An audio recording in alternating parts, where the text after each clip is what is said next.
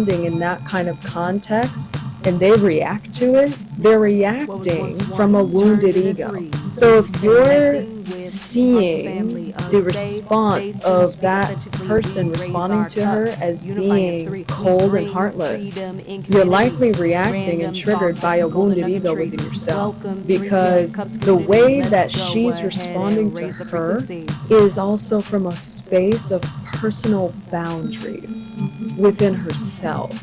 She's not going to compromise a position within herself of being compassionate towards a situation that requires a very potent and direct response. Being mindful about that potent response is required, and being responsible about the potency of it is required. In that person's response to her, there was no disrespect. Most people may take it that way. That's their prerogative. But in that response, that person was actually responding in a space where they were giving that person the medicine they needed to understand they need to look at themselves.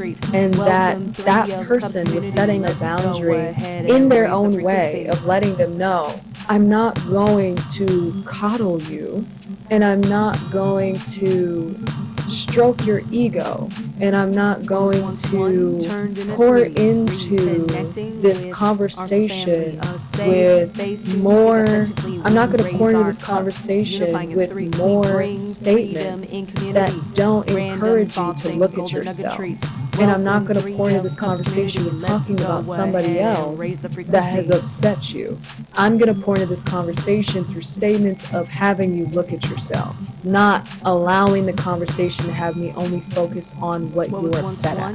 This person's approach and response is commonly viewed as being very insensitive, and also a person who is just very cold, like they don't care. In fact, that's the most misunderstood approach to this. A person who actually approaches a conversation like this is actually the most thoughtful person, because they're not going to sugarcoat things that you need to hear. They're actually going to tell you the truth without nurturing the version of you that wants to continue operating in the energy that you're showing. Nugget treats. Welcome, 3 of Cups community. Let's go ahead and raise the frequency.